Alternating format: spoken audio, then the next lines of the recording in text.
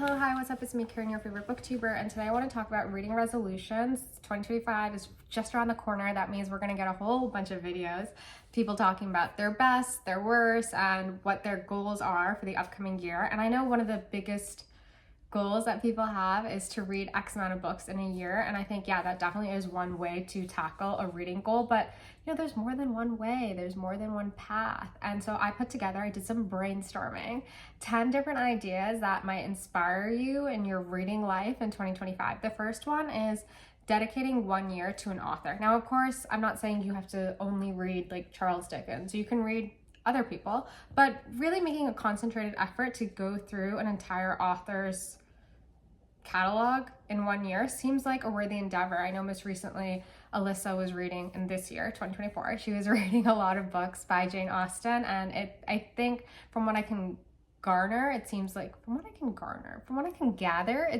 it was really fruitful for her. And I know that there's been Nathan was reading a lot of Joan Didion. I don't think he did it specifically in a year, but like it was a strong touch point running throughout a lot of his videos as he was progressing through all of her work.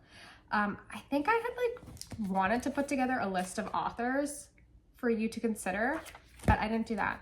So maybe I'll do that in the little box down below. Now, the second one is to read more poetry in 2024. Now, let me take a second to talk about myself. I was kind of anti-poetry, and I still kind of am, but in 2024, I made a real concentrated effort to read more poetry. Backtracking a little bit more, before I even did that, I think it was in 2023, I decided that every time I would go into a bookstore, which is often, I would go to the poetry section and read a poem.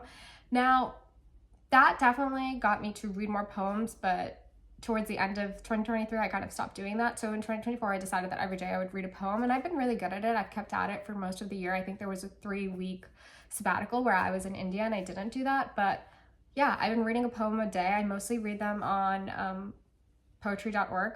Occasionally, there's another website that's really popular that I'll do if I don't like the poem on poetry.org, their poem of the day.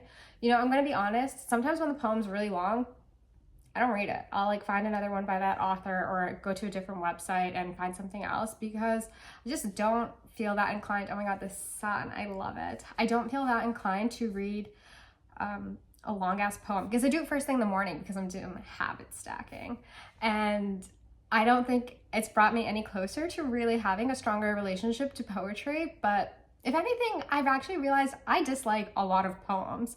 There's probably only been about 10 poems in this endeavor that I really enjoyed. Now, alongside that, I also discovered the works of Dorothy Molloy and Philip Larkin, and those two things happened from my walking to the library and scoping out books. I did want to also, Seamus Heaney is a fairly interesting poet to read his work as well, so maybe you would want to also read a poem a day, or you could find another author who you want to read all of their work. Philip Larkin has written a lot, so that might be something to consider. But that was my second option, to read more poetry. And the reason also that I kind of think that people should do that is because a lot of people will talk about how they love to read authors who have been poets, and I'm like, why? Because having read some of those poems, I have some doubts about that. But anyways, number 3, my third idea was a challenge for you to consider reading the Booker and International Booker long list from the year you were born. Now, if Booker, International Booker wasn't around during the year you were born, you could also consider doing the year of your children or whatever, your favorite year in your life, whatever it may be. I think that would be interesting because it's something, I'm not telling you need to read Booker and International Booker in 2025, from that year, but the year you were born might be really interesting, and to consider what were the literary ideas that were moving and shaking during the year you were born and what stood the test of time. And my number 4th idea is reading 12 nonfiction books a year. So that would make it a book a month. But I know a lot of people are quite hesitant to explore nonfiction, and getting yourself doing a little challenge to read 1 book a month might be worth doing. Okay, great. Good job, Karen. Number 5 would be to embark on a read around the world challenge. Now, that might be a little difficult because I think there's a lot of countries There's a lot of countries out there. So maybe you could like focus specifically. Oh, I think that's number 6. That leads me to number 6, which is to only read from one continent. So I think that seems kind of fun to like only read books from South America, or to read books from Africa, Asia, whatever it may be. That seems really exciting to me. Number 7 is to only read books that have become movies. Now that to me sounds not that fun, but it might be something for you to do. And then the bonus, like the second step, would be to watch those films. But personally, I was thinking about this. I've never read a book and thought, I want this to be a movie. Like if I really enjoy a book, I actually don't want it to be a movie. I don't want those clowns to touch my book.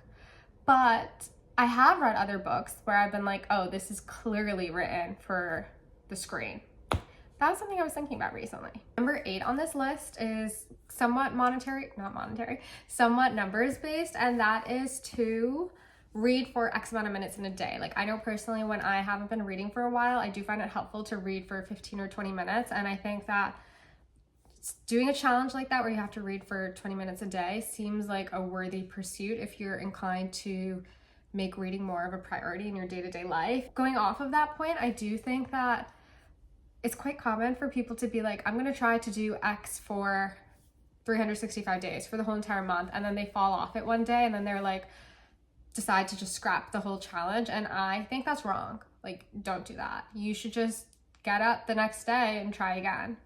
That's it. That's life. Anyways, you can't be a completionist with everything. Sometimes that doesn't work out and it's fine.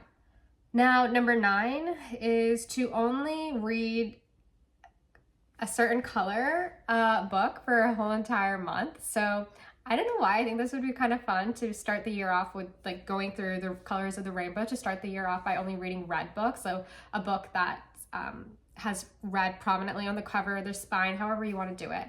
And then for the next month, like only reading orange books, only reading yellow books. Like I think if you have a really big TBR, that might be one way to get at it and to call that list of TBR books to red books. And then number 10, the final book, the final idea in my reading resolution, goal challenge, whatever I'm gonna call this video, is to pick a niche topic or something that you don't know that much, or like a theme, whatever it may be, and read one book a month dedicated to that theme. Now, I think like initially why I did that because I was like, I wanted it to be different from the nonfiction book, because I was thinking you could do something like quite broad and be like, I'm going to read about art, and then focus on maybe an art book from every century. That would be really interesting. Or if you want like a niche topic, I don't know, what's more niche that's not nonfiction, you could only read books about marriage. That's something that I've done quite a bit, but you could dedicate the whole entire year to it. That would be fun. Though maybe exhausting. I'm sure you could learn a lot from that. But yeah, those are some of my ideas, and I'd love to hear from you if any of my ideas have tickled your fancy, or if you have a better idea. I would love to hear a better idea than any of my ideas. Let me know in the comments, or if there's something like a challenge that you've done related to books that you think would be applicable for the new year. Let's sound off in the comments. And with that, I'll see you in the next video. Thank you. Bye.